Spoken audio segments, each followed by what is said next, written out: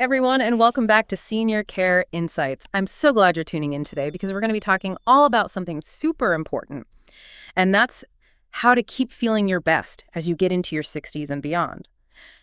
We're really lucky to have a fantastic expert with us today who has years of experience in health and psychology. I'm really happy to be here, and I'm looking forward to diving into some of these topics that can make a real difference in how people feel and live. I think a lot of times we forget just how much is in our control when it comes to our well-being at any age. Absolutely. But especially, as we get older, we're going to be covering a whole range of things today. Everything from just basic hydration to what we're eating, how we're managing stress, staying active, and even some of those maybe slightly embarrassing or uncomfortable things like needing to go to the bathroom more often, or maybe some of the myths we've heard about men's health. Right. Our goal today is to really give you some super practical takeaways that you can actually start using in your own life to feel your best and really thrive. I think that's so important. So why don't we jump right in and start with something that seems really simple, but actually is so crucial: hydration. Yeah, absolutely. Why is it so important, especially for people in their 60s and older? Well, I think what's fascinating about hydration is how it connects to so many other aspects of our health as we get older. So for men especially, it's really important for prostate health. And when we don't get enough fluids, our urine becomes more concentrated.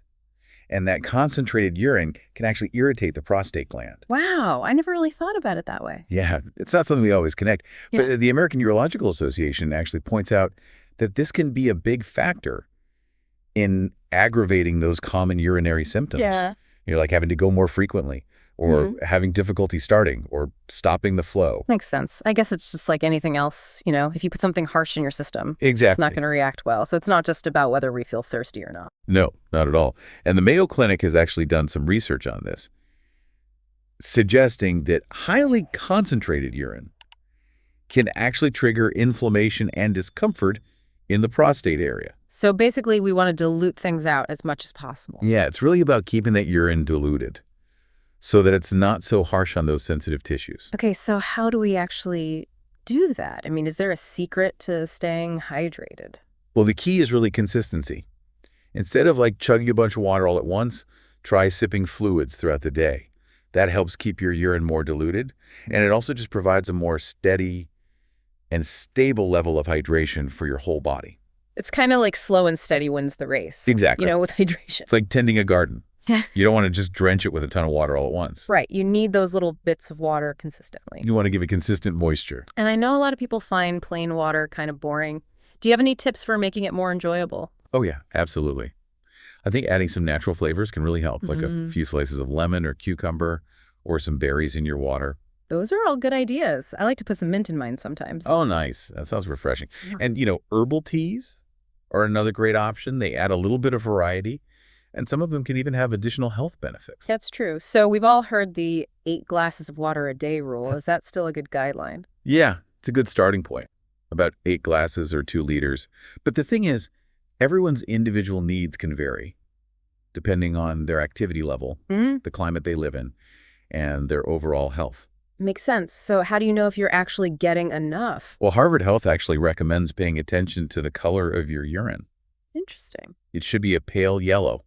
If it's consistently dark, that's a pretty good indicator that you need to up your fluid intake. Okay, so we're looking for pale yellow. Right. Easy enough. But what about people who say they just don't feel thirsty? That's a really important point, because as we get older, our sense of thirst can actually diminish.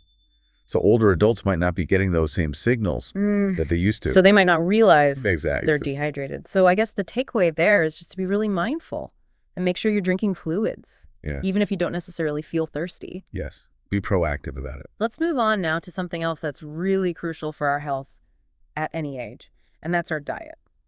Oh, yeah, definitely. How do the choices that we make about food specifically impact prostate health as we get older? Well, diet has a huge impact on prostate health and just overall well-being as we age. Unfortunately, the typical modern diet, which is often very high in processed foods, red meats, sugary drinks, and all that. Yeah, all the good stuff, or not so good stuff. Yeah, not so good stuff. All of that contributes to chronic inflammation throughout the body. And inflammation is never a good thing.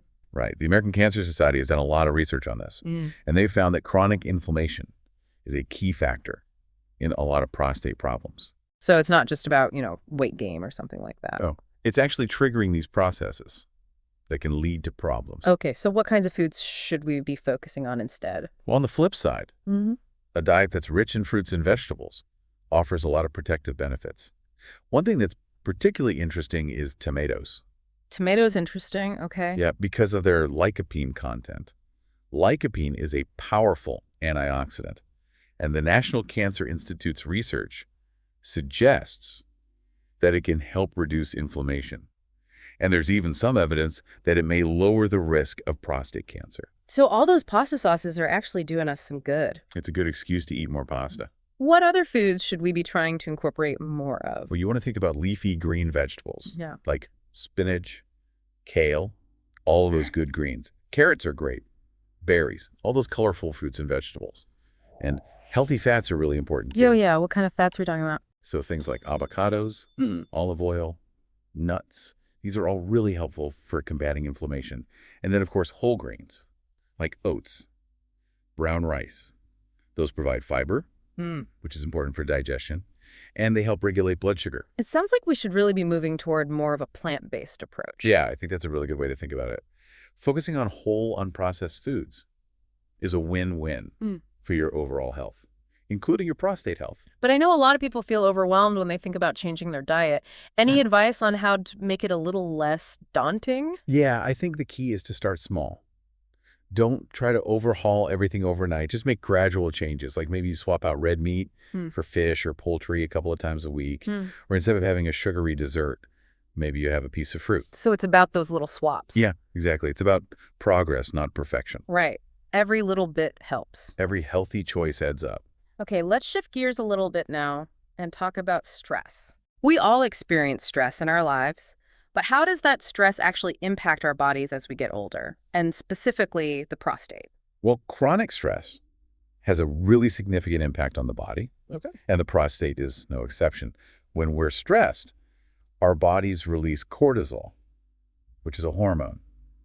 And while short bursts of cortisol are normal, when those levels are elevated for long periods of time, it can lead to inflammation and hormonal imbalances. So it's not just something we're feeling in our head. Exactly. It's having a physical impact on our bodies. The American Neurological Association has actually highlighted this as a major factor in prostate health. Makes sense. So what are some things we can do to manage stress effectively? Well, there are a lot of great relaxation techniques that are really simple, but super effective. Deep breathing exercises, even just for a few minutes a day, can make a big difference. And the Mayo Clinic has found that deep breathing can actually calm the nervous system. But it's not just something we're imagining. No, it has a real physiological effect. Other practices like mindfulness meditation, yoga, stand-up spiraled yoga, these are all great for reducing stress. I love that you mentioned spending time in nature. I think a lot of people underestimate how powerful that can be. It's so grounding just to be out in the fresh air, surrounded by trees and plants. What about exercise? Does that help with stress as well? Absolutely. Exercise is a fantastic stress reliever. It releases endorphins, which have mood-boosting effects, and they actually help counteract the negative physical effects of stress, according to the NIH. So find something you enjoy, whether it's walking, dancing, swimming, whatever gets you moving, and do it regularly. Exactly. So managing stress is not just about feeling better mentally. No, it's actually about supporting your physical health, including your prostate health. Let's talk now about something that's become increasingly common in our modern lives, and that's a sedentary lifestyle. Oh yeah, that's a big one. We're all spending more and more time sitting, and it's really not good for us. What are the specific risks when it comes to prostate health? Well, one of the main concerns is that sitting for long periods of time reduces blood flow to the pelvic region. And that's a problem because the prostate gland needs good blood flow to get the oxygen and nutrients that it needs. So it's like everything's getting kind of sluggish down there. Yeah, you could say that. The Journal of Urology actually did a study on this, and they found a clear link between a lack of movement and reduced circulation in the pelvic area. And I guess on top of that, a sedentary lifestyle often leads to weight gain. Exactly. And that excess weight can put pressure on internal organs, including the prostate. So it's a double whammy. You're not getting enough blood flow, Mm-hmm. and you're putting extra pressure on things. And the NIH has linked excess weight to worse symptoms associated with BPH. Which stands for? Benign prostatic hyperplasia, or an enlarged prostate, which is really common as men get older. So what can we do to break out of the cycle of sitting all the time? Well, the most important thing is to just move more. Get up and move around as much as possible throughout the day. Even if it's just for a minute or two. Yeah, even small bits of movement make a difference. Stand up, stretch, take the stairs instead of the elevator, walk around while you're on the phone. Anything to break up those long periods of sitting. I've heard that setting a timer can be helpful. Oh, yeah, that's a great idea. Yeah. Just set a timer to go off every 30 minutes or so. Yeah. And that reminds you to get up and move. What about more structured exercise? Is that important too? Absolutely. Aiming for at least 30 minutes of moderate intensity exercise most days of the week is really ideal. What counts as moderate intensity? Well, it's anything that gets your heart rate up a little bit. Yeah. And makes you breathe a little harder. So that could be brisk walking, cycling, swimming, dancing, even gardening. Oh, okay. So basically get moving. Exactly. And the Mayo Clinic actually says that regular exercise can even help reduce the chances of developing BPH. So it's preventative as well as. It's a win-win for your overall health and your prostate health. Let's move on to something else that I think a lot of people don't talk about enough. And that's the urge to urinate. It's something we all experience. But what happens when we ignore that urge? Well, ignoring the urge to urinate Hmm. can actually put a lot of pressure on both the bladder and the prostate. And over time, that can lead to irritation, inflammation, and even an increased risk of urinary tract infections. UTIs are no fun. No, they're not. Yeah. And it's all because you're essentially holding back what your body's trying to get rid of. Okay, so we're not doing ourselves any favors by holding it in? Nope. The Journal of Urology actually explains that holding your urine strains the bladder and irritates the prostate. It sounds like that could create all sorts of problems. Yeah, it can, because chronic strain on the bladder can actually weaken the bladder muscles, and that makes it harder to empty your bladder completely. So what happens then? Well, then you have residual urine left in the bladder, and that can become a breeding ground for bacteria. Which leads to more UTIs. Exactly. So what's the bottom line here? I think the most important thing is to listen to your body. When you feel the urge to go, just go. Simple as that. Don't hold it in. Any other tips for maintaining healthy bladder habits? Well, I think establishing a regular bathroom routine can be really helpful. And being mindful of how much fluid you drink in the evening can help reduce those nighttime trips to the bathroom. Let's debunk some myths now about prostate health. Okay. Particularly when it comes to ejaculation. I think there's a lot of confusion out there. There is a lot of misinformation. So let's clear some things up. All right. One of the biggest myths I hear all the time is that frequent ejaculation is harmful to the prostate. But actually, the evidence suggests the opposite. Regular ejaculation, whether it's through sexual activity or masturbation, can actually be beneficial. How so? Well, it helps to flush out potentially harmful substances and reduce the buildup of toxins. The Journal of the American Medical Association has done some research on this, and they found that it can actually help keep things healthy down there. So it's kind of like a natural cleansing process. You can think of it that way.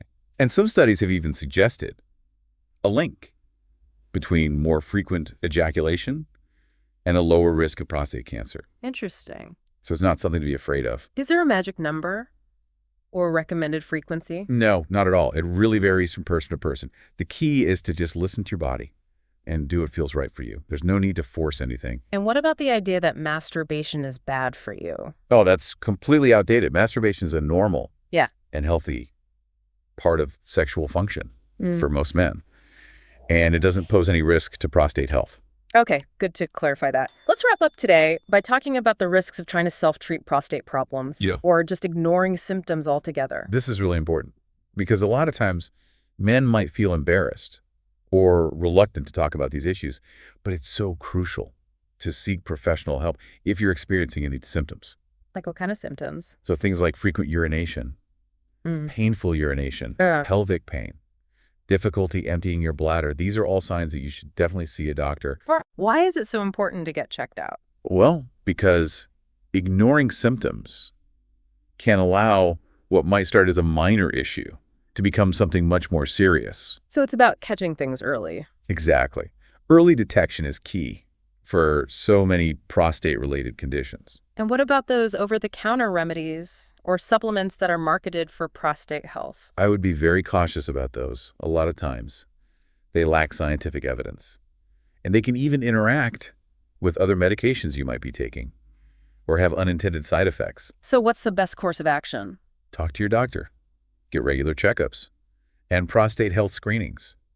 Even if you're not experiencing any symptoms, your doctor can help you create a plan that's tailored to your individual needs. So being proactive is key. Exactly. It's about taking control of your health and making informed decisions. This has been so informative. Thank you so much for sharing your expertise with us today. It's been my pleasure. I really believe that knowledge is power, and I hope this information empowers our listeners to take charge of their health. We've covered a lot of ground today. We talked about the importance of staying hydrated, eating a healthy diet, managing stress, staying active, paying attention to those bathroom urges, and debunking some common myths.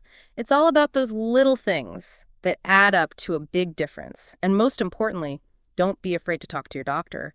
Get regular checkups and take an active role in your health. Absolutely. So if you enjoyed this deep dive, give this video a thumbs up, share it with anyone you think might benefit from it, and leave your comments and questions below. We love hearing from you. Yeah. And it helps us create a really supportive community here. And don't forget to subscribe to our channel for more deep dives on all things related to senior care. We've got lots more great information coming your way. Thanks for joining us. And remember, taking care of your health is the best gift you can give yourself. It really is. We'll see you next time.